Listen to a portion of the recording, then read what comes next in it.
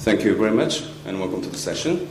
I'm Dr. Tae-Hwan Kim, Director of Public Diplomacy Department at the Korea Foundation, and I'm really honored to moderate this session with this distinguished gentlemen and scholars.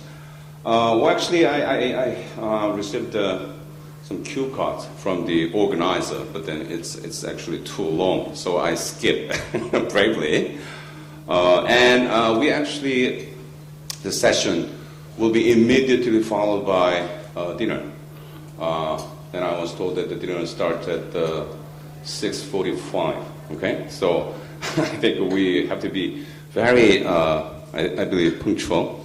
Yeah. And the single most important role of moderator, I believe, is punctuality. Yeah. So for that matter, please forgive me my playing the role of devil's advocate, dictator, as far as time is concerned. So for the purpose of effectiveness, I just suggest a time plan. We have altogether 75 minutes until 6:45, but then maybe 65 or 70 minutes when we exclude some maintenance time.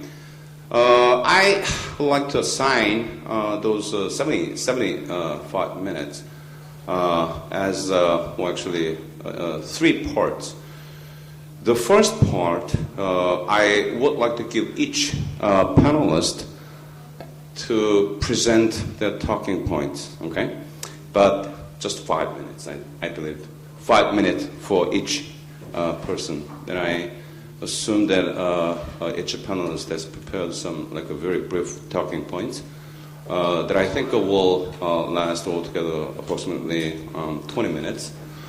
And the next 20 minutes, as a moderator, I just prepared three questions about the continuity and change of Russian literature, which is quite broad, okay?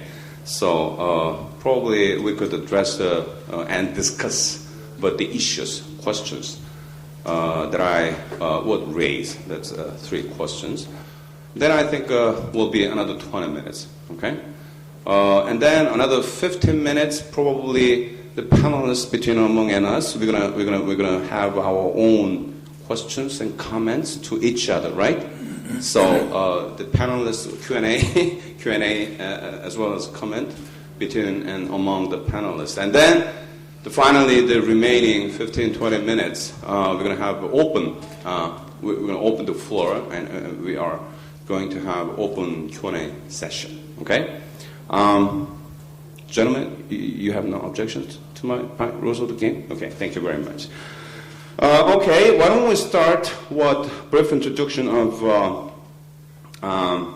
panelists today, except me. I already introduced myself. And why don't we start just next to me, the gentleman sitting next to me, Professor Nicholas Bostaff, who is Professor of National Security Studies, the U.S. Naval War College, and he is senior editor of the National Interest magazine and a weekly columnist for World Politics Review. Let me just stop here, okay? You have a lot of more professional careers, but then to save time. And we're going to go over to Mr. Andranik Migranyan. Okay? He is currently, in your program, the organizer made a mistake, right? Yeah, he currently is heading the Institute for Democracy and Cooperation, which is located in New York City. Yeah, all right. And then, last but not least, we have Professor Andrei Grobkov from the United States, the Middle Tennessee State University. Okay, so why don't we start from, as I announced, just 5 minutes, no longer than 5 minutes of your talking points. You still have a bunch of time. Okay, so. Why don't we start from Professor Gustav? Yeah. Let me start first by noting that I'm going to present my own opinions. They don't reflect that of the U.S. Navy or the perspective of the U.S. government, since I work for the U.S. government. The question of continuity or change in Russia is, of course, brought to the fore because next month Vladimir Putin returns to the presidency, which he vacated in 2008. The outgoing president, Dmitry Medvedev, is scheduled to assume Putin's positions as leader of United Russia and prime minister. So we have a swap occurring in the so-called tandem. But then the question is whether or not we're going to see preservation of the 2008 to 2012 diarchy, which most experts don't think is going to happen, and instead a return to a more strongly presidentially driven system with one key figure driving forward. That's something, and of course the debate about whether or not this was planned all along back in 2008 or whether this occurred as a response to circumstances, the world financial crisis, the inability of Dmitry Medvedev to institutionalize his position is something that I think you'll find there's disagreement among the panel, and we can certainly discuss that in Q&A. The broad theme of continuity is this, is that Vladimir Putin returns to the presidency still with the same general program that he had actually when he first became prime minister and president in 2000, which is a strong Russia, economically developed, capable of securing its own territorial integrity, capable of projecting influence as a regional leader in the Eurasian space, and to remain one of the key global powers. The idea of that nothing should happen in the international community without Russia having a voice at the table, not necessarily having to be the dominant voice in all cases, but that Russia needs to be included in all major decisions of the global architecture. That hasn't changed. He will come back to the presidency trying to move this forward, to move Russia into a better state of economic development. What has changed, however, though, is some of the circumstances. In 2000, he comes in as president essentially with a mandate to restore what was a collapsing state, to a state that was in danger of losing its territorial integrity, a state which had gone through a major economic collapse only 2 years earlier, and on top of that, the disastrous decade of the 1990s. There was a certain degree of acquiescence among the Russian population that Putin needed to be, in essence, given wide-ranging power and authority to keep Russia together and to keep Russia on the path for development, modernization, and for prosperity.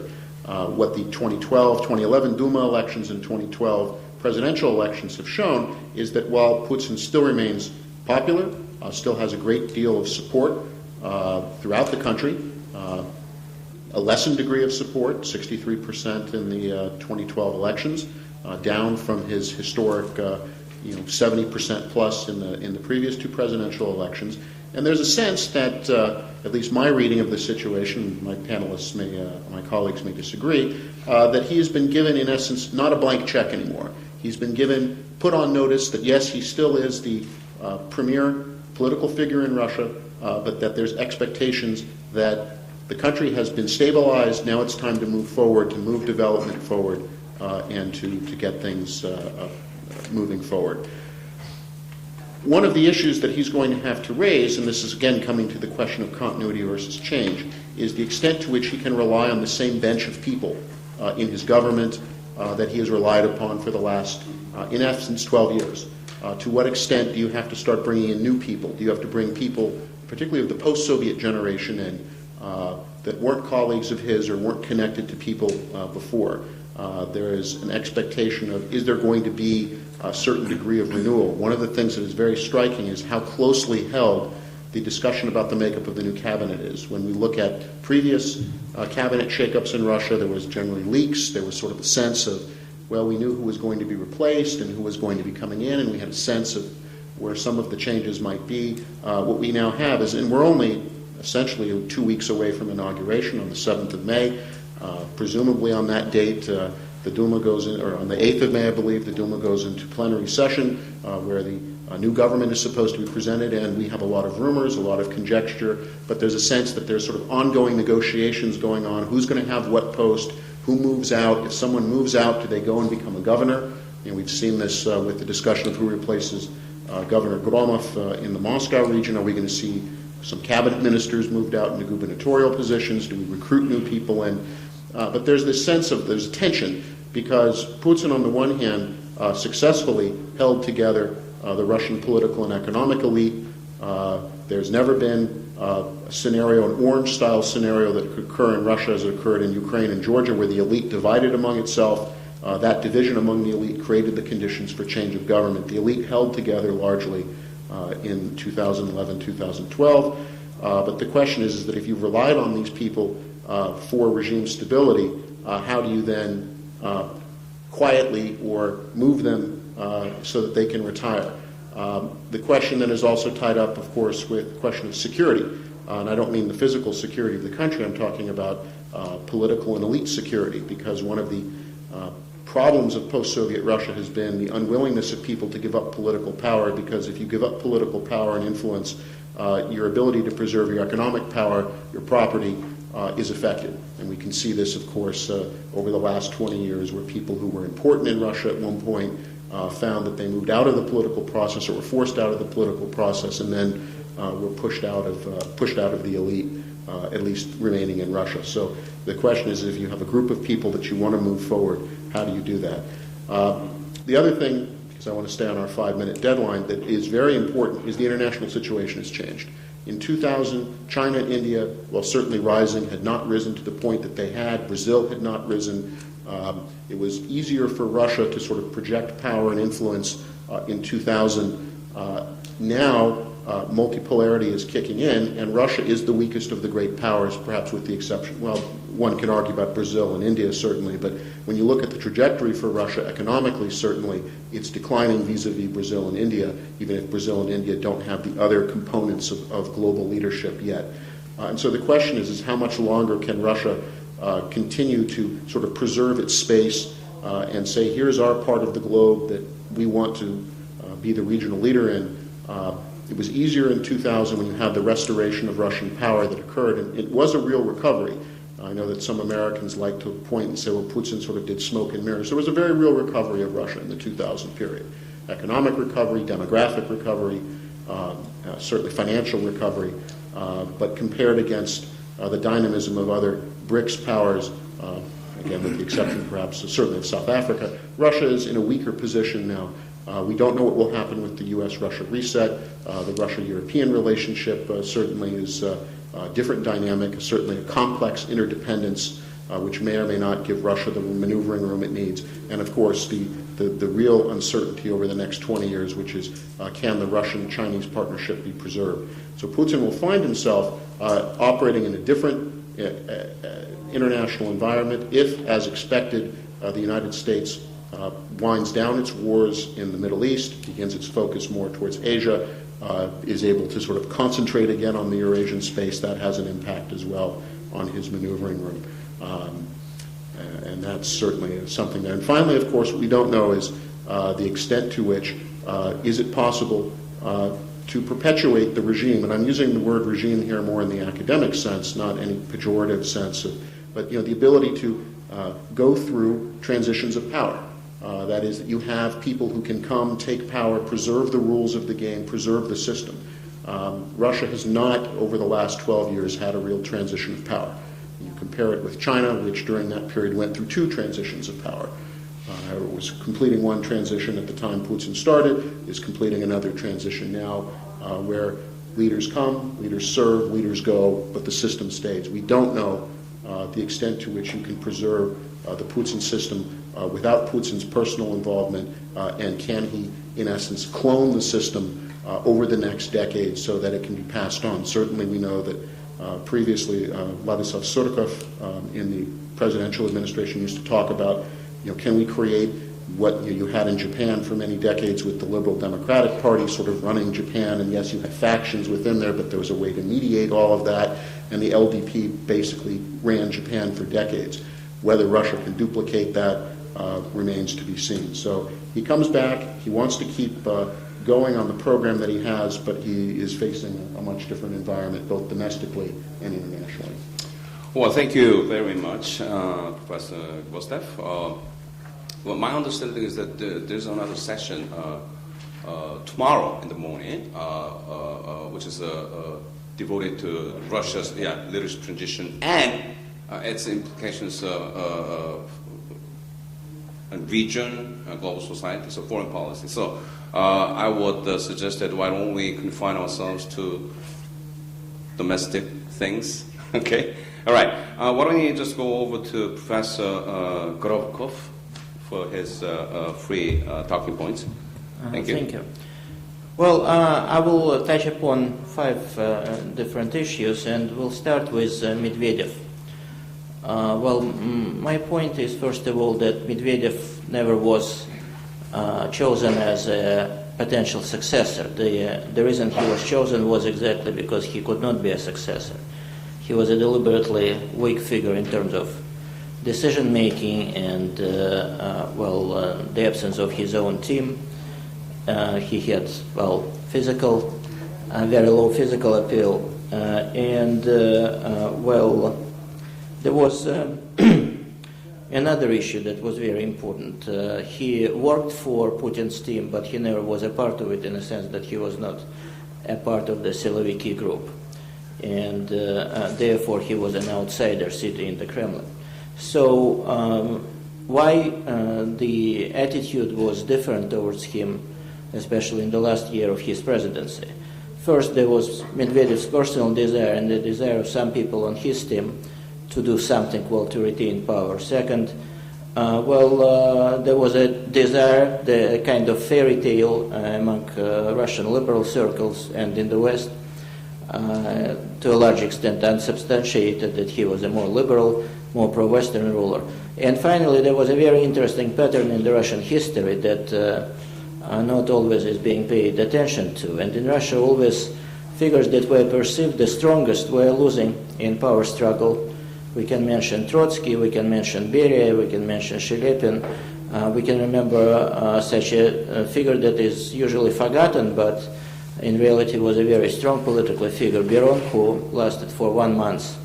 And on the other hand, if you look at the strongest figures, the bloodiest, the most survivable figures in the Russian political history, Stalin, Brezhnev, Khrushchev, and even Putin came to power to a large extent because they were perceived as weaker figures. The same can be said about the Romanov dynasty, the way it emerged, and even about such major figures in Russian history as Peter and Ivan, who both initially were perceived as puppets by their surrounding when they were kids.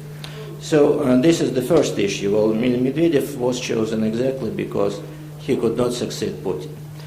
Under the new conditions, when on the one hand Putin's power is guaranteed for a long time, and on the other hand, there emerge some tensions, as we've seen in recent years, probably he would be looking for a strong successor, a real successor, and the group that stays around him also would be both encouraging him to do it and might potentially look for such an alternative. Now, second issue, and this was a part of the talking points, who was Putin, who is Putin? I think it's also a pretty typical situation when, following a revolutionary stage, revolutionary in the sense of destructing the previous model that happened under Yeltsin, there comes a counter-revolutionary, as Stalin say, came after Lenin.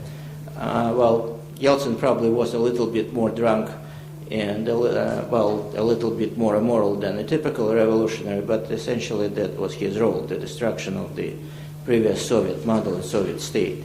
And as Putin came as successor, and was perceived increasingly positively both in terms of his historical role by the Russian population, and because he was anti-Yeltsin just in his physical outlook and his type of behavior, and so on. And that was important as well. Now, what issues will Putin face and Russia face after this election and after Putin's inauguration? I think that both, people around Putin and the Russian opposition, especially liberal opposition, perceive parties as artificial constructs that can be created and can be dissolved, and they don't really need to rely on particular groups and express particular social economic, political, and other interests. And well, in recent years, people around Putin tried to, on a number of occasions, to fill in political vacuum and create parties. Well, first Fair Russia was created, then the right-wing party, the Right Cause, and a number of other experiments were started. But Russian liberals also have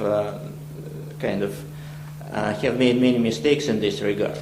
When I'm listening to Russian liberals, I always remember a statement made by Adlai Stevenson in the 1950s. He is mostly known outside the U.S. as a U.S. ambassador to the United Nations during the Caribbean Missile Crisis. Meanwhile, he was a major political figure, and in 1956 he was running against Eisenhower. And at one of electoral meetings in California, somebody from the crowd shouted, "Mr. Eisenhower, all intelligent people in America would vote for you." And, Mr. Stevenson, all intelligent people in America would vote for you. And he said, well, you know what, that's not enough, I need the majority. And this is the problem. Well, representatives of liberal middle class somehow imagine in Russia that they can create a party that would not only represent them, but also would be supported by the majority of the Russian electorate. It is absolutely impossible. And, the failures of one party after another have shown it, including the recent Prokhorov experiment. And therefore, the formation of a normal situation in which there would be right center, left center major parties is necessary. Putin both was very effective in, selecting people for presidential elections, and he relied on, inheritance led by Yeltsin and his advisors in this sense. Because when I hear that, Russia needs fresh faces, because Russia is tired of Putin, and I look at the list of Putin's opponents during the elections, Zyuganov, who is present for 20 years at the political scene, Zhirinovsky, Clown Mironov, it really is painful. You not only need to recreate Russian political party structure, but you really need to, find faces, including those parties. And Prokhorov attempt was interesting, but again, the real goal of opposition, if it emerges, has to be just essentially the opposite. It's the creation of a large left-center party, presuming that, United Russia is a right-center party. So here, opposition needs to go a very, very long way. What problems is Putin facing besides the issue of party building? Well, I think his major problem for all this period remains a very short list of people around him. When he came to power, he inherited, Yeltsin's, to some extent, liberals, and he started to bring people from St. Petersburg. Well, he got rid of the first group for various reasons, but his second group did not expand and could not expand effectively. And we see it in recent months. It is clear that he understands that he needs to bring fresh faces, but there are no these fresh faces. And he continues to reshuffle people while moving Paul Naryshkin from the Kremlin to the Duma and so on. All the same people, because it's a very narrow group, it doesn't want to give up its privileges, and you simply cannot go very far outside the group to recruit new people. And I think it's a very, very serious problem for him. Another problem, and I think the last year approximately has shown it, is that surprisingly with his brain power and with his professional roots, he has isolated himself to a large extent from real information.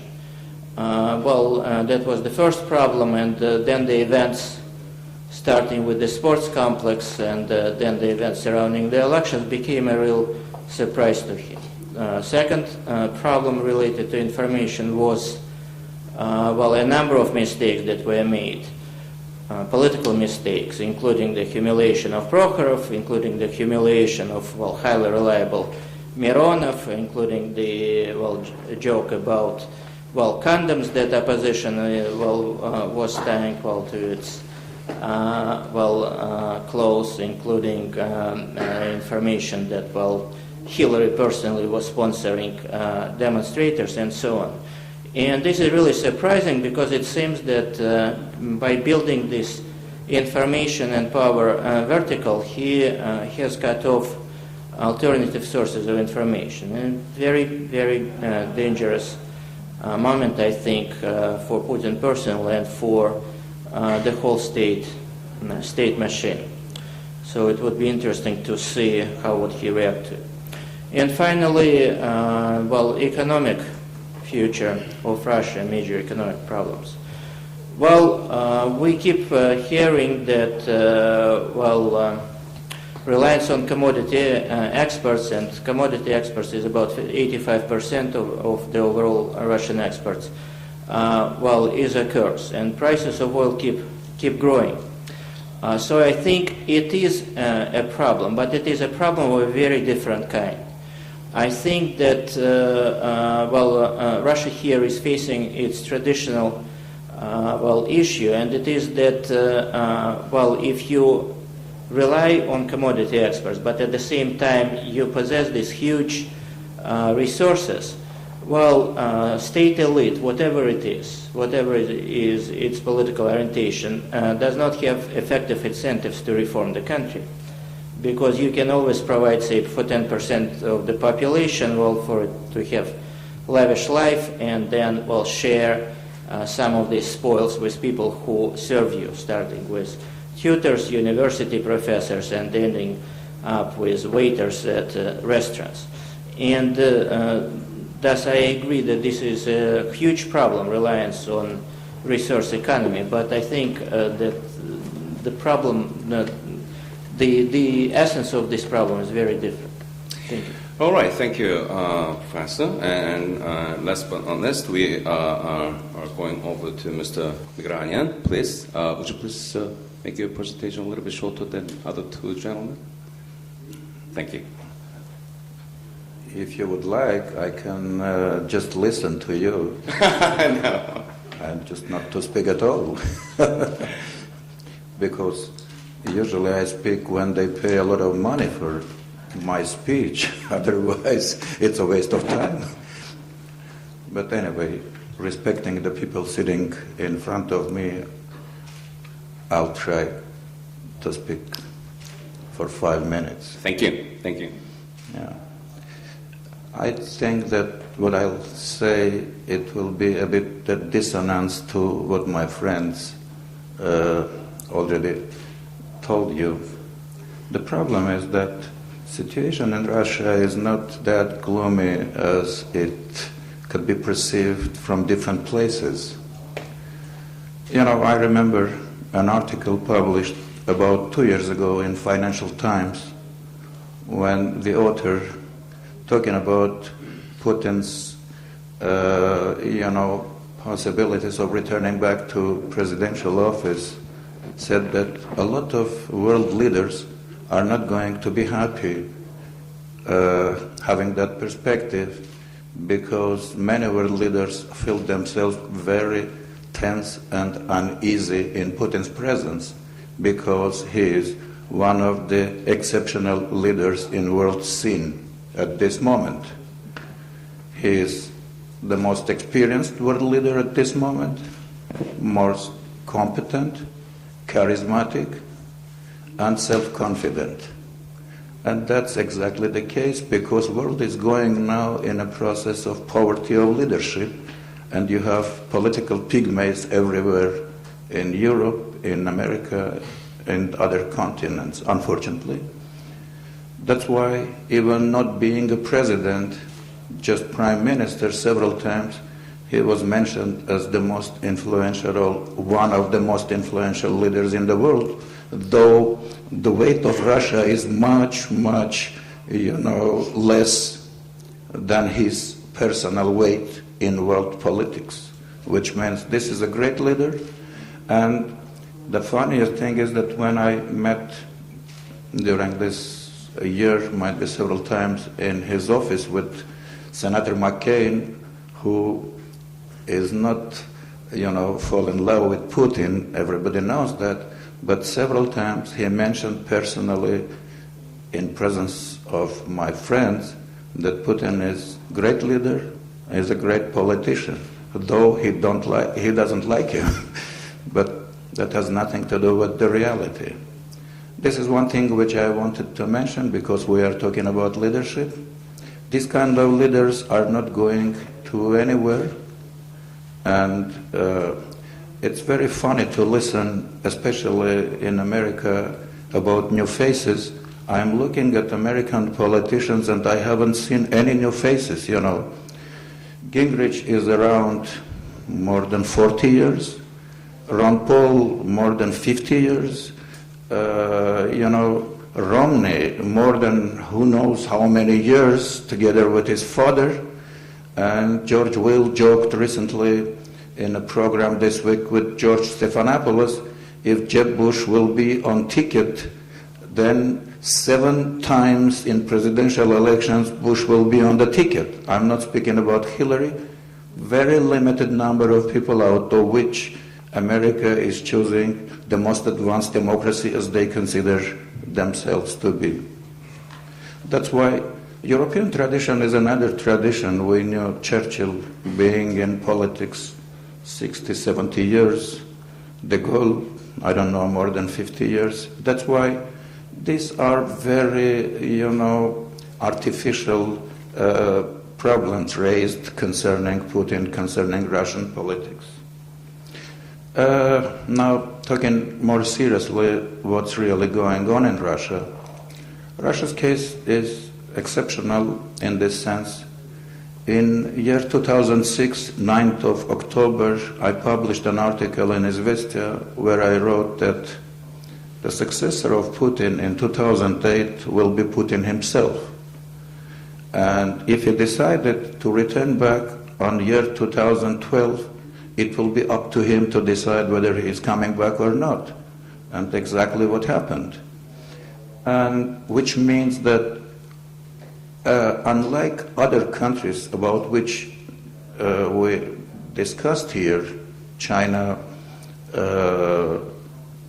Japan, several other countries where America transition of power is going on, in Russia this is rather symbolic transition than substantial transition, and this is one of the strongest elements of Russia's power at this moment, because practically if Putin is going to continue, he's going to continue himself rather than to continue Medvedev. He turned to be an extremely efficient leader because he put together a country which was practically in a situation of total collapse, and the Russian state lost its agency and practically was privatized by oligarchs in center, and practically we had neo-feudal system when governors and Republican presidents, they lived according to their own laws and they didn't obey to Moscow in any sense. During his first presidential term, he got rid of oligarchs, he disciplined regional leaders and presidents, and consolidated power.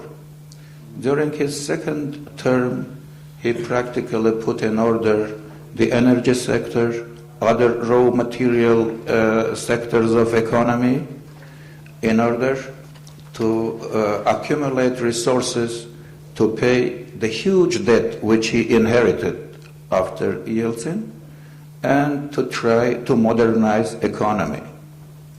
He didn't succeed in doing this during the second term of his presidency, And third period, unfortunately, coincided with the world economic collapse.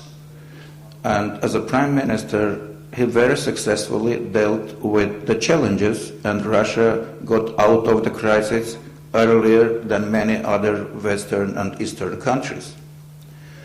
Now, what is the main challenge for him, and this is the most important thing about which I'm going to talk very shortly and briefly. The problem is, of course, Russia needs a modernized new economy outside of commodity sectors, outside of energy sector, oil, gas, metals, timber, fertilizers, and other things. And what is encouraging, and this is the thing which is overlooked in the West and overlooked even in Russia, very few people are familiar what's really going on in the Russian economy. A friend of mine recently presented that in Washington. I was there, and a lot of people were surprised. Russia has from 300 to 400 the most efficiently and rapidly developing companies outside of commodity sector. Unlike any other country in the world, they are very rapidly developing. Turnover of these companies are from 100 million to 500 millions. This is the core, and this is the future of Russia's economy. And this is exactly what's going to happen if they'll double the number of these companies and double the turnover of these companies. This is exactly what's going to happen, and this is the strategic task which now Putin is going to solve. That's the reason why he established this agency for strategic initiatives. This agency's main aim is going to be to move away all obstacles on the way of these companies. Some companies need some new legislation, some companies need credits, some companies need new markets. And this is going to be the task of the state. And these guys already realized managers are going to be the core and the basis for new Putin's presidency. And two brief comments concerning my friend's presentation. First, I agree a greater degree. Mr. Migrani. No, just this is going to be just two sentences. I don't agree that Russia's going to be the weakest member of the club of great powers. Russia was almost no state in 90s, and it recovered in 2000s. That's why now Russia is stronger than ever during the last 20 or even more years. I'm not speaking about the consuming capacity of Russia's population. During 1,000 years of Russia's history, never Russian population has that much money and consumption. And the last one, Andrei mentioned that Putin has a lack of information what's going on in the country. Nothing can be further than this kind of very primitive, statements, because I met with him during last year only, or half a year, maybe 5-6 times. And he knows everything practically, and it's absolutely wrong. He didn't say that Hillary Clinton personally sponsored, these demonstrations. What he really said, I was sitting there during his, direct line with the public. He said Hillary Clinton made a statement and assessed about the elections before Bdich, I don't know what Bdich, this OSCE, observers made the final report, which means this was an open, direct, and very rude intervention into another country's internal affairs. That's what he mentioned, talking about Hillary. And another thing which he said, nobody objected, that American State Department gave a lot of money to different, so-called civil society, this American state budget money, so-called civil society groups, just to observe and, to control what's going on in a country. Exactly what he said, which showed that he was very well aware what's going on in his country. That's the case. That's why, and the last thing which I would like to say, again, going back to very right, idea which mentioned Nick. Really, the system was built, Putin-centered system. He knows that very well. During our meeting, 4.5 hours, we discussed this in Novogorova with a small group of people. He said, my basic aim is to leave the power when I will have no doubts that well-established institutions are going to work, even without myself, and I'll be, in this case, satisfied that I'm leaving the country and political system without any harm and without any danger. That's the reason why he returned back to presidency, because he thinks and he's convinced that he has a mission, and mission is not completed yet. Thank you. Well, thank you very much. Is it working? Well, thank you very much, Mr. Grigoryan. You actually made the longest presentation of the speakers. Well, I feel that interesting. I hope. Oh yeah, absolutely. You are a refreshment. I think I'm almost like a failing in controlling a time plan, because we only have like 20 minutes until we open the floor. I'm going to definitely open the floor by 6:30, believe me, okay? So, only 20 minutes. When I was invited to this panel, the organizer actually asked for a double role to me, the moderator and also presenter, make a presentation. But I don't think I have time to make my own presentation. So I just, as I announced earlier, I would raise 3 questions. And in raising the questions, I would insert my view on each question very briefly. Okay? Yeah. So when I got the theme, subject of this panel, the Russian leadership transition, continuity or change, immediately 3 questions popped up. The first one, when we are discussing about the continuity of change, then continuity of or change from what?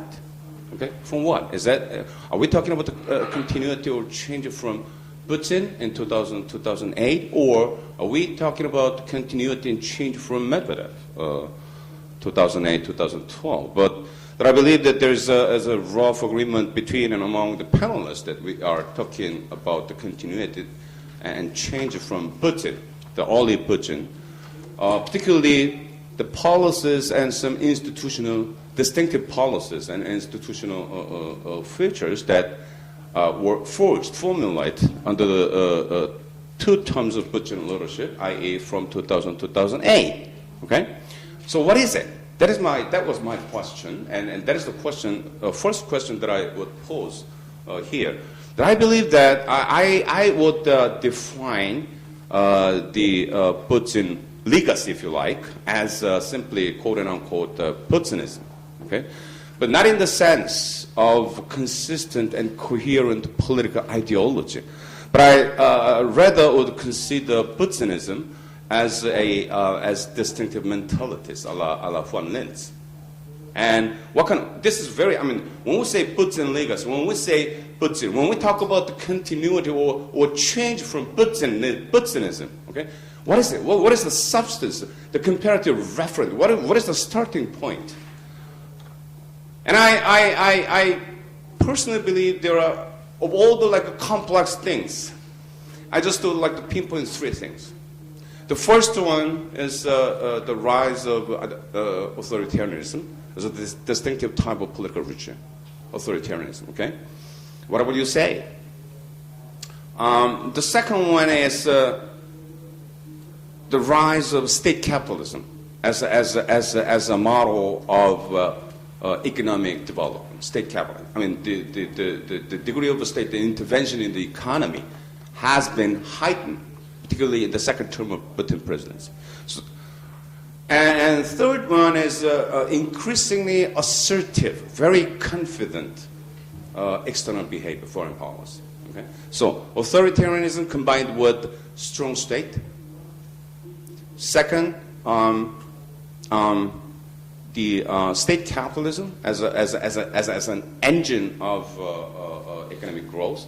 And third, increasingly assertive foreign behavior. Okay?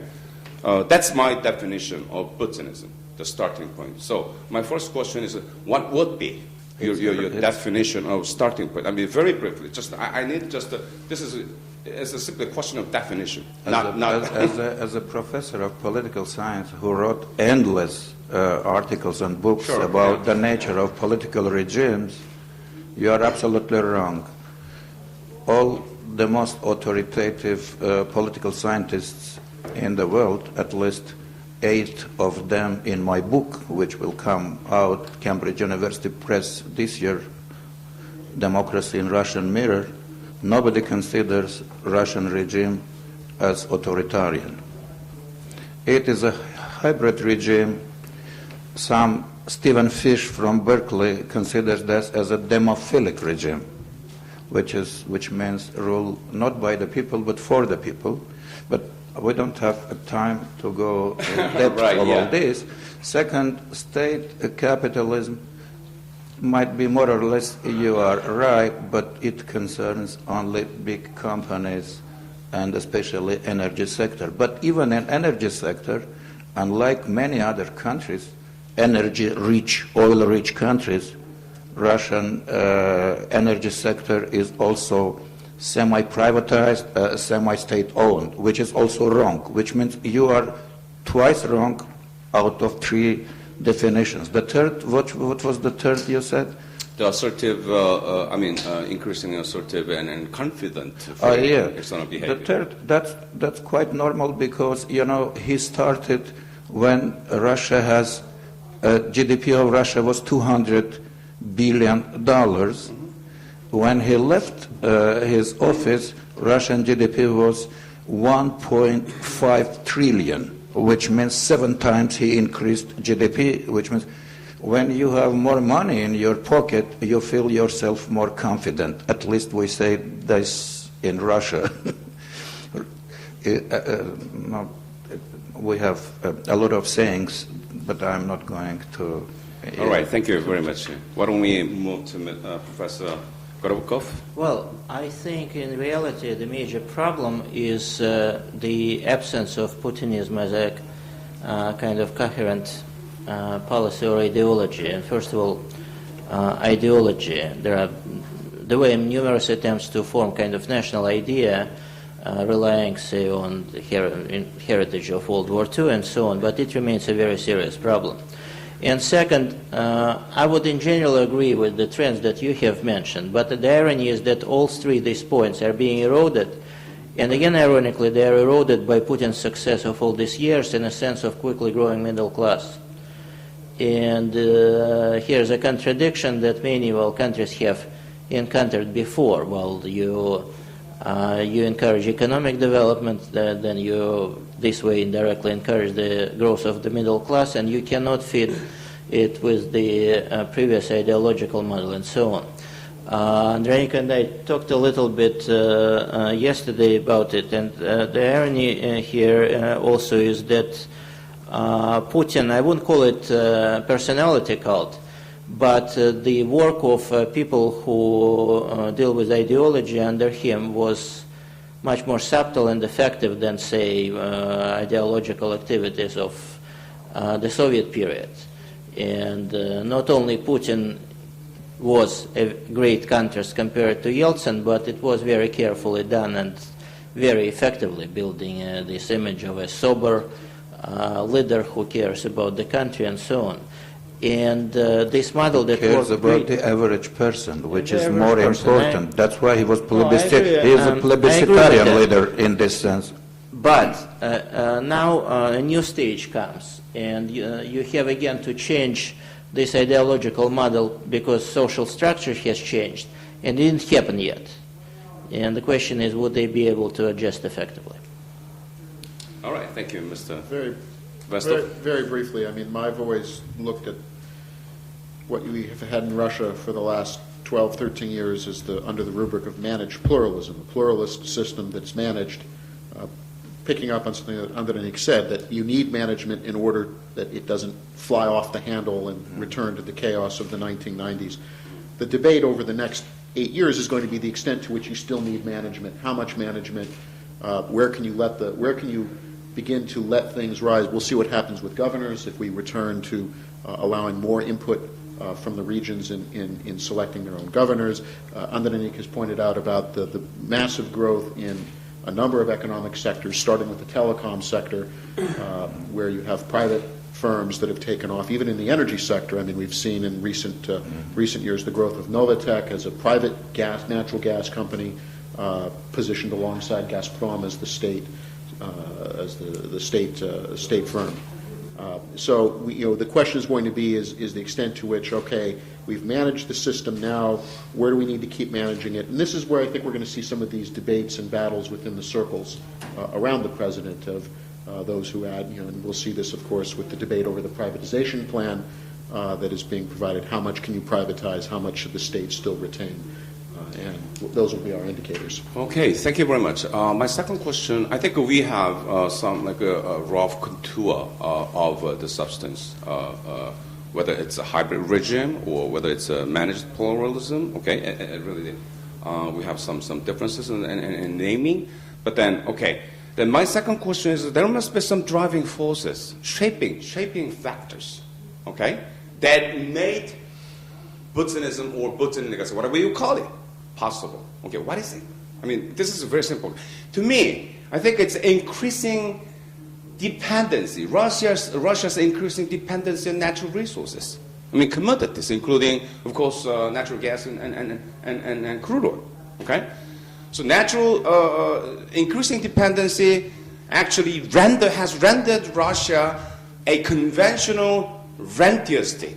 Okay, somebody said that almost 85% of the export, okay, even over 20% of Russia's GDP, okay, relying on energy resources, and even over 40% of federal budget revenue is coming from energy sources, right? Yeah. So this is a case of conventional rentier state, okay. So. I personally believe that at the center of the dynamics of Putinism lies the political economy of resource rent. Okay, so the formation on the Putin leadership for the past like a decade, the formation of political dominant class. Okay, every country has its own dominant class, even the United States. We all know that, all right. But the formation of dominant class that has been revolving around two phases of rent, economic rent, commodity rents. The first phase, the rent generation and capture. And the second phase, the rent consumption and distribution. Okay? That I think, I would argue that this is the key to understand the main gist of the dynamics of Putinism. Okay? So, what would you say to that? I mean, you don't have to make a comment to my argument, but my question simply is, what is the main driving force of Putinism, Putin legacy? Whether it's a hybrid regime, whether it's a managed pluralism, what is it? I mean, simply, well, why don't we start from I think it's deeply rooted in a historical experience of how many times has Russia collapsed in the past. It's returned, but I think that the fear of collapse is a major driving force. And therefore the desire for the country not to fly apart at the seams. And then one thing that I've been looking at, and part of this, again, I think if the economic crisis had not occurred in 2008, 2009, we'd have a different discussion today. Because what I saw 2008 up to 2008 was almost like a chrysalis, that there were certain structures from the old system, economic structures that were still there, but there was an attempt to grow new things. which the economic crisis interrupted. It's true, and we can look at it depends on how we're going to slice up the economic data, that, it's still a rent, the overwhelming dependence on energy. The question, of course, is that Australia has a similar setup, that it relies primarily on export of resources. Canada. And Canada as well. The question is what do you do with those rents that are collected? And, again, when one looks, one of the things that I've been looking at is, the emergence of the Russian internet sector. That Russian internet companies, they're not using Google, they're not using Facebook, they're using Yandex and Odnoklassniki. There's the Kontakte. There's a whole, sort of internet sector that's emerged. The question is that, are you creating enough space that over the next decade, these other things will begin to take off or not? And again, I think, this is one of the things that drive me. I think, again, going back to Andrenik's point, if Putin has, as a leader, a sense of unfulfilled mission, is that what we're going to see in the next, 8 years going to be this sense of, I need to get these things done in a way. But, that really is an issue. One last thing on rent. Let me just bring this up because it's important.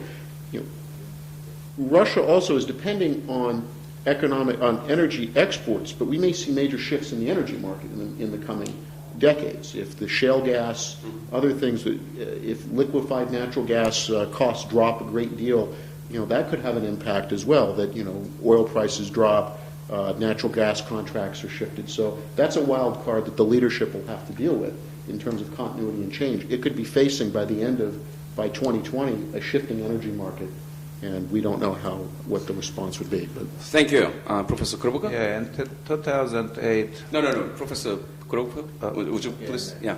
Yeah. I forgot that he is sitting Just next to me. We only have less than 5 minutes to open. Okay. Well, I would add, by the way, to this list of Australia and Canada, the United States itself, because if you look at the trade structure of U.S. with Japan, Korea, and China, surprise, it acts exactly as a commodity exporting country. Second issue, also as a follow-up to what Nick has said, not only Russia has a very, touchy history, it's a very deeply humiliated country in the last 20 years. And there is a general kind of support on the part of the population to self-aggrandizement to some extent. And what was mentioned initially, 3 points. So internal issues, and the last one, increasingly assertive foreign policy. Well, this policy, even if Putin didn't want to do it, it finds very strong support among the population, including general anti-Americanism. So here he acts ironically as a classical democratic politician. He doesn't state what the majority of the population wants to hear, and in this sense, it is a quite reasonable policy from internal point of view, maybe not a worldwide point of view. And I think change here would come same way as I mentioned in my original presentation. The change of population structure, the growing middle class, would create pressures in different directions, including the structure of the economy.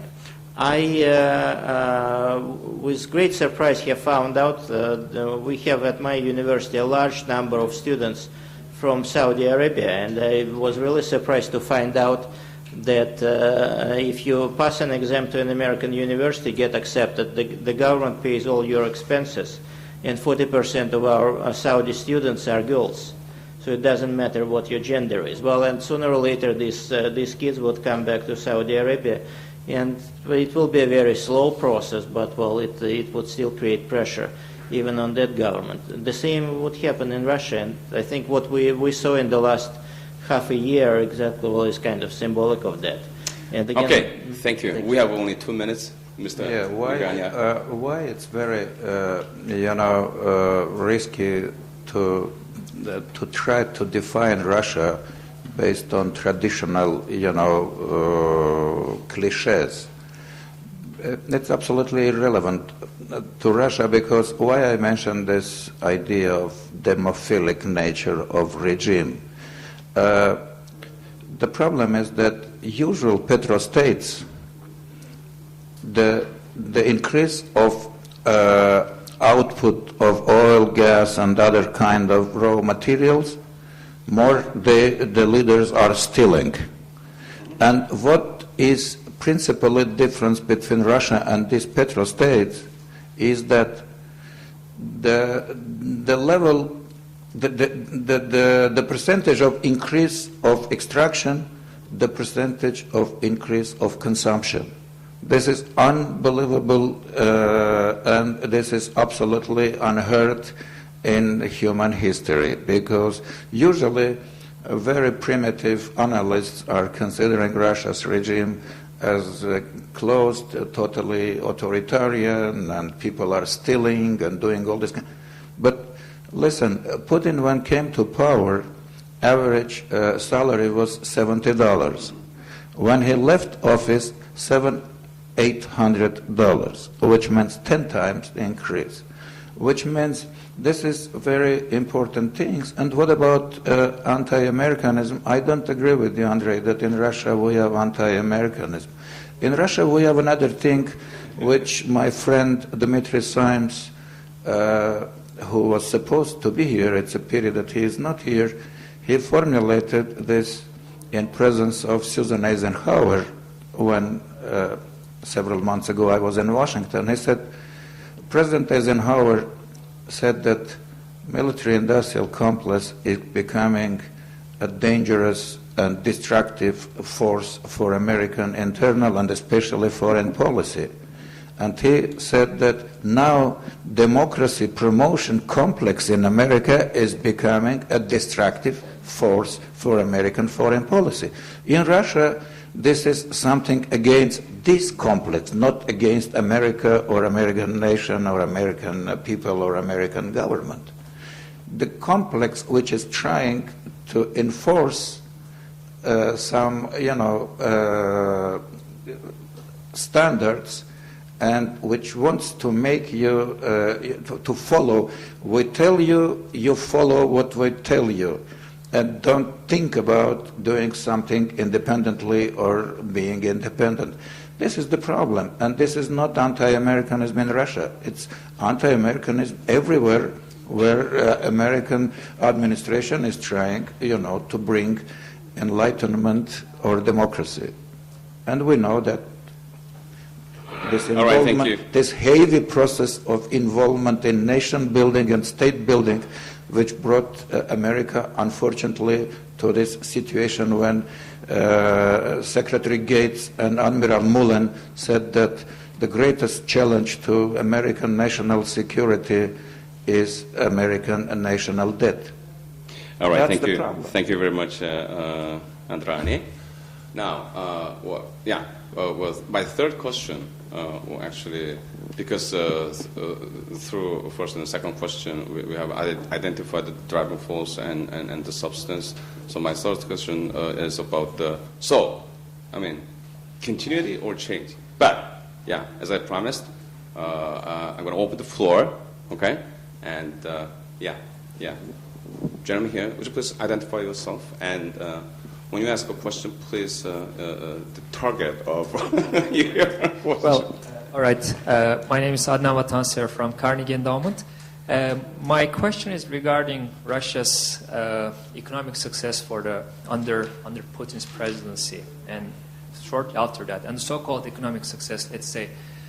Some of the numbers could definitely be questionable because it depends how you measure the GDP, whether it's purchasing power parity or not. It really makes a big difference. But my main argument here is that, to a large extent, that growth that happened under Putin's presidency was very much driven by oil prices and also driven by the commodities in general, I would say. Oil prices increased by more than a factor of 5 or 6 under his rule, starting as a prime minister and continue when he was leaving. This is not something that's expected to happen in the next 10 years. Oil prices may continue to rise, but they will not rise by 500% or so. So I'm just thinking, the question is for Mr. Migrania. I'm thinking, is Putin aware that to a large degree this success was not actually thanks to him? One second, please. I have an Why don't we, impression one second, you- please. I have an impression No. you don't listen what I'm telling you. No, This kind we're of gonna- question Putin got several times in framework of Valdai Club. Your colleagues were asking him the question. He is absolutely aware of that. Absolutely. That's why we are talking. By the way, when he was leaving his office in Kremlin in 2008, he presented this program 2020 because he is absolutely aware that in energy, but after that, this collapse happened in world economy. And now, again, he is presenting this idea of modernization and, and practically restructuring of Russian economy, making it less. Several times, he several times in his State of Union address said that this is absolutely necessary for Russia. This is for Russia. So this is existential problem for Russia to take off Russia from the needle of oil and gas. This is the things he endlessly said, which means he is absolutely aware of this abnormality of the situation. But this is not the problem of Putin for these 10 years. This is 1,000 years problem of Russia. Latecomers are coming late. They are modernizing. Soviet modernization was a good modernization, but it was closed and non-competitive, unfortunately. That's why you had to shut down everything which was... Yeah. Of course, it's a traditional problem, even Brezhnev. Absolutely. Okay. But then you I want think him the for point 10 years to solve the problem of 1,000 of a millennium? Point of question, I believe, is not the problem per se, but if the Putin... Short answer is he is absolutely aware of that because he is getting this kind of questions every day. Okay, all right. No. Why don't we we don't have less than 10 minutes, so why don't we, for the effectiveness of time, why don't we get a couple of questions at a time, and then give a chance to panelists to give answers. Any questions, please? Okay. I have one question and one remark. The question goes to Professor Gvozdev. In your open remarks, you mentioned the situation Russia was in when Putin was selected as successor to Boris Yeltsin. Do you really subscribe to the view that at this moment Russia was doomed to disintegration? I personally doubt it. And my remark is that actually, after 12 years of extraordinarily successful Putin administration, Russia is in the need of drastic reform. So the change is needed. I don't know whether the change will take place or not, but I think that I know perhaps just two measurements by which we can judge the success of this change. Let me say that if, for instance, the volume of corruption is reduced to the level of mid-90s, the change is successful. Also, if, for instance, judicial system is brought back to the state it was at the year of 2000, then, of course, the change is successful. Otherwise, we are going to have continuity. And my last remark will be that all comparisons are flawed.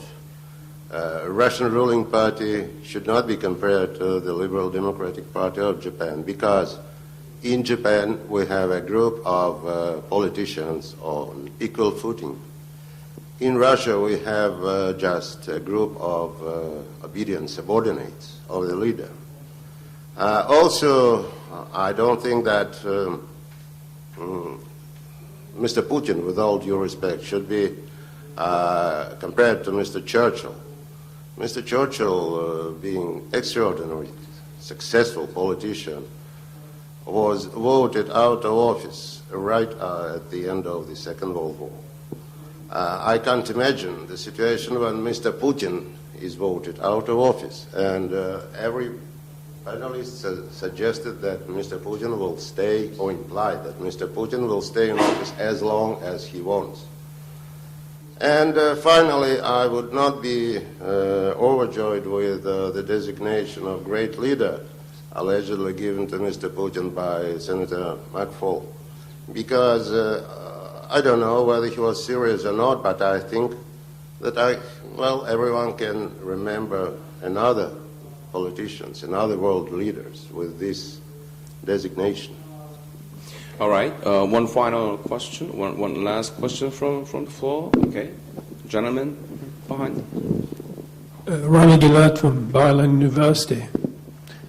I'll try and make it brief as much as I can, but thank you very much for these presentations, which I really much enjoyed. My point, actually, is that we have to draw here a distinction between two things, actually.